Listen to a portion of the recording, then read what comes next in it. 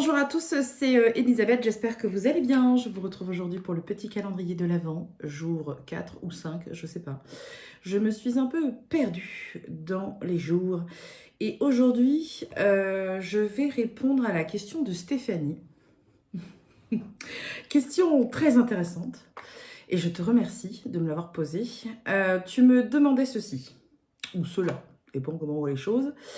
Je me demande, Elisabeth, si les pratiques de magie qu'on voit un peu partout dans les tutos YouTube ou sur les sites internet sont juste du folklore pour sorciers de pacotille crédules. Oh, t'es pire que moi, Stéphanie. Ou si dans votre métier, au contact des gens, vous avez déjà eu affaire à des cas véritables de travaux occultes, d'envoûtement, de magie rouge, noire, etc., etc., etc.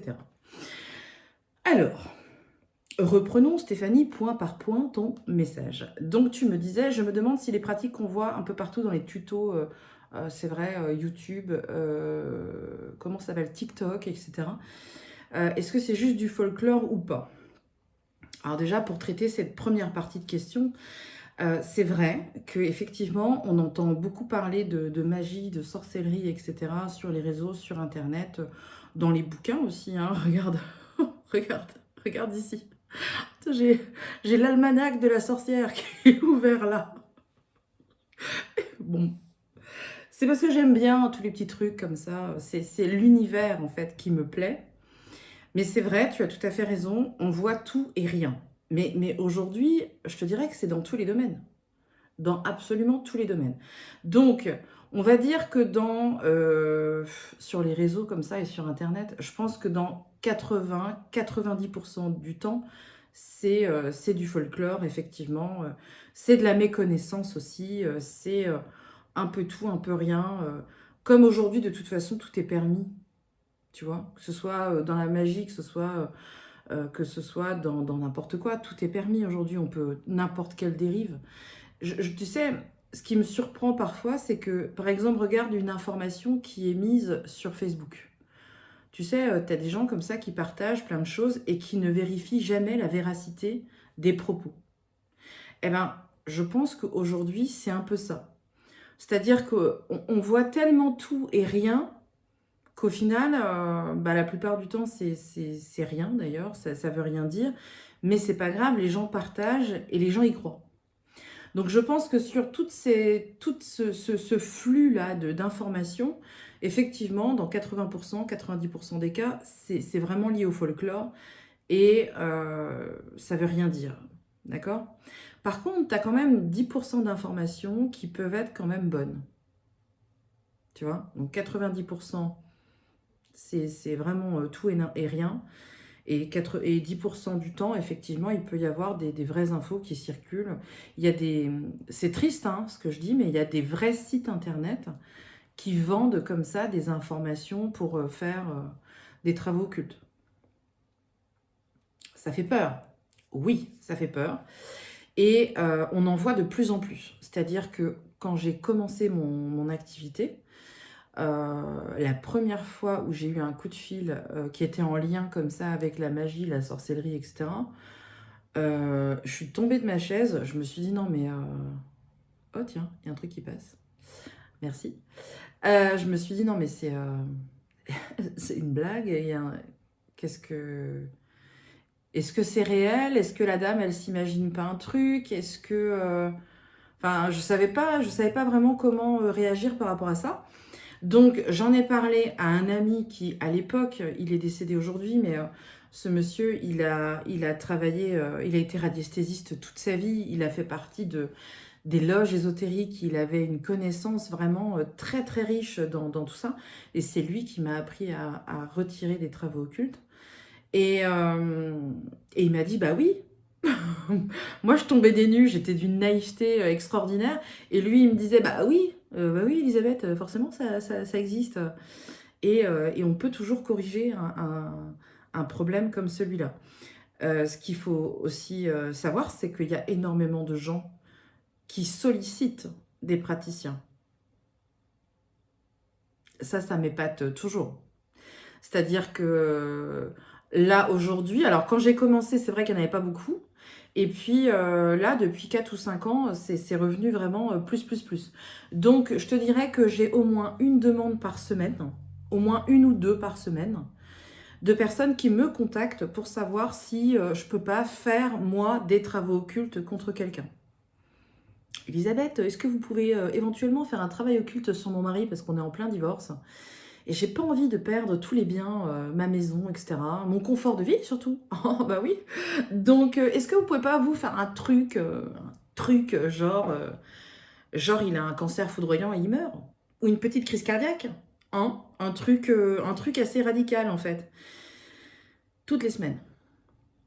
C'est triste, mais c'est comme ça. Ce que je comprends pas et ce que je comprendrai jamais, c'est les personnes qui m'appellent en me disant est-ce que vous pouvez tuer mon patron? Bah, ton patron. T'as plus de boulot après. Enfin, réfléchis. T'es en train de scier la branche sur laquelle t'es assise. Enfin, je sais pas. Mais voilà, il y a quand même beaucoup de personnes qui cherchent comme ça des praticiens en magie noire. Alors après, on dit magie noire, magie verte, magie bleue, magie rouge, etc. Mais quand on s'intéresse un petit peu vraiment au sujet, qu'est-ce que c'est vraiment les travaux occultes, etc. Donc, c'est des recherches qui durent toute la vie, ça s'arrête jamais parce que c'est un sujet. Il y a tellement de choses à découvrir, à comprendre, à assimiler, que au final, plus on avance dans les recherches concernant tout ça, et plus on se rend compte qu'il n'y a pas réellement de magie noire, magie verte, magie blanche, magie rouge, etc. Il y a plein de trucs qui passent dans cette vidéo. Ça, c'est peut-être un insecte. Ouais, c'est peut-être un insecte, on va dire ça. Bref, mais la vraie magie, c'est celle du cœur. Tu vois, la magie, c'est celle du cœur. Et comme on n'est jamais tout blanc, tout noir, on n'est jamais... il y a un équilibre, tu vois, il y a une polarité dans chaque personne. Donc forcément, on n'a pas de magie bien définie. On n'a pas de magie blanche, magie noire, magie rouge. Après, ça aussi, c'est du folklore. Mais après, chacun aura, tu vois, la vision qu'il a envie d'avoir sur le sujet.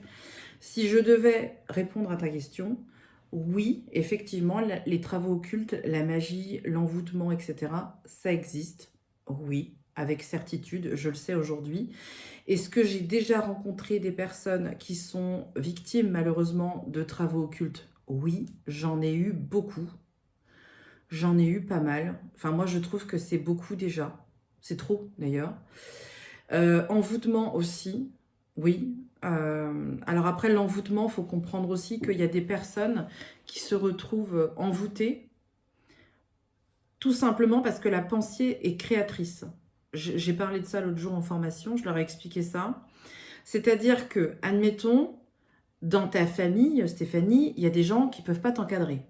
Ça arrive. En général, c'est d'ailleurs, ça commence là. C'est les problèmes au niveau familial. Familiaux. Problèmes familiaux. Oui, familiaux. Donc, si tu as des gens, par exemple, qui t'aiment pas, qui t'apprécient pas, ils vont déjà t'envoyer du négatif. On dit que la pensée est créatrice. Donc, plus tu vas avoir de personnes qui ne t'aiment pas, qui ne t'apprécient pas, avec raison ou sans raison d'ailleurs, parce que des fois, les gens ne nous aiment pas et on ne sait pas pourquoi, ces gens-là vont déjà nous envoyer du négatif. La pensée est créatrice. Donc, il y a des personnes qui se retrouvent polluées. C'est triste ce que je dis, mais c'est vrai. Il y a des personnes qui se retrouvent polluées ou bloquées, etc. Et c'est juste parce que y a eu un enchaînement de disputes, de problèmes familiaux, des choses comme ça, et qui ont déjà généré une forme de blocage sur la personne. Et c'est des blocages qui sont du coup involontaires, c'est-à-dire que ces personnes-là, elles vous en veulent, mais au fond d'elles, elles n'ont pas réellement envie que ça vous bloque dans la vie. Tu vois? Donc plus on va avoir d'ennemis finalement, et plus déjà ça va générer une sorte de blocage comme ça énergétique qui n'est pas très sain. Et puis après, il y a beaucoup de gens aujourd'hui qui, malheureusement, un divorce, une séparation, quelqu'un qui t'en veut, même pour X ou Y, et qui va soit le faire lui-même, soit payer quelqu'un pour le faire. Ça arrive. J'ai eu des cas quand même troublants. Parce qu'aujourd'hui, tout le monde pense, tu sais, dès qu'il y a un... C'est vrai qu'on est influencé par tout un tas de choses. Et ça arrive très souvent qu'il y ait des personnes, par exemple, elles perdent leur travail, elles vont faire tout de suite le raccourci de c'est des travaux occultes. J'ai eu un problème avec ma voiture, je tombais en panne, je suis sûre qu'il y a quelqu'un qui m'en veut. J'ai croisé mon voisin l'autre jour, il m'a regardé de travers, je suis sûre, il m'a lancé des travaux occultes. Il y a une espèce de parano par rapport à ça. Donc, c'est très rare, hein, ce sont des choses qui sont vraiment très très rares. Mais c'est vrai que ça existe. Et quand c'est réellement des travaux occultes, je vais te dire que là, c'est tellement radical, c'est tellement fort, si tu veux, dans la vie de quelqu'un, que c'est sûr qu'il y a quelque chose qui ne va pas, quoi. J'ai vu des cas quand même extrêmes. Hein, extrêmes, que je qualifie, moi, d'extrêmes.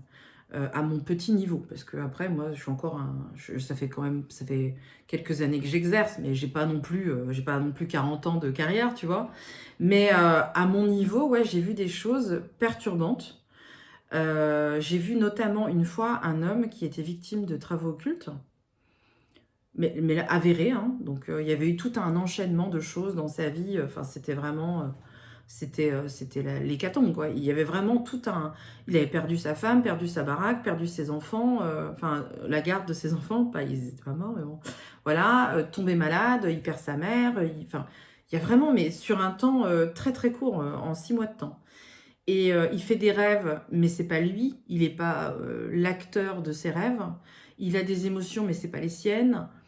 Et un jour, il prend sa voiture, il rentre sur la 4 voies, et en fait, il a une absence. C'est-à-dire que mécaniquement, il a réussi à conduire, mais en fait, il a eu l'impression d'une perte de conscience, une perte de connaissance. Et son corps a continué à conduire, et il s'est retrouvé à 1 heure de route de là où il devait être, quand il a repris conscience que, en fait, il était arrivé... Il s'est dit, mais c'est pas possible, c'est pas moi qui ai conduit. Donc ça commençait à devenir vraiment très dangereux. Après, j'ai eu aussi... j'en ai eu plein. J'ai eu, d'ailleurs, je pense qu'elle regardera certainement cette vidéo. J'ai eu une femme qui m'avait contactée pour son mari. Son mari est parti en vacances dans sa famille qui habitait dans les îles, quelque chose comme ça. Donc il y a aussi des régions comme ça, ou des pays où pour eux c'est normal en fait de faire de la magie. Et il est parti dans sa famille, il est revenu et sa femme ne le reconnaissait pas. Elle disait, il a changé de regard, il a changé d'attitude, ça va pas du tout, il y a quelque chose qui va pas, quoi. Et effectivement, elle avait l'impression que c'était plus le même homme, c'était plus lui. Et lui n'avait absolument pas conscience, hein. Donc on a fait un travail sur lui, sans qu'il sache, pour le libérer de ça. Et au bout de quelques jours, ça y est, c'était bon, il est revenu lui-même, il est redevenu lui-même. Donc je te dirais que oui, il y a effectivement des cas qui sont troublants, mais par contre, dans la masse d'informations fausses, on peut avoir quand même des informations qui sont vraies. Donc c'est dangereux, il faut se protéger. La lithothérapie, les pierres, c'est un excellent moyen de se protéger contre les énergies de tout ça, là. Tous les gens, tu vois, qui nous envoient de la jalousie, de l'envie, parfois même de la haine, on ne sait pas pourquoi. Tu as notamment le bracelet, un bracelet de, comment ça s'appelle, d'œil de tigre. L'œil de tigre est une pierre qui fait effet miroir, c'est-à-dire qui renvoie le mal à l'expéditeur. Donc ça, c'est plutôt sympa. Il y en a sur ma boutique en ligne, tu peux regarder. Et tu peux très bien aussi utiliser ça, mais juste en pierre roulée. C'est-à-dire que tu n'es pas obligé de le porter sur toi et que ce soit visible. Tu peux avoir une petite pierre roulée dans ton sac à main ou dans ta poche, etc. Quand tu es potentiellement dans un environnement qui n'est pas très favorable, ou en tout cas qui manque cruellement de bienveillance. Voilà Stéphanie, j'espère que j'aurai répondu à ta question et je vous dis à demain pour une autre petite vidéo du calendrier de l'Avent. Salut!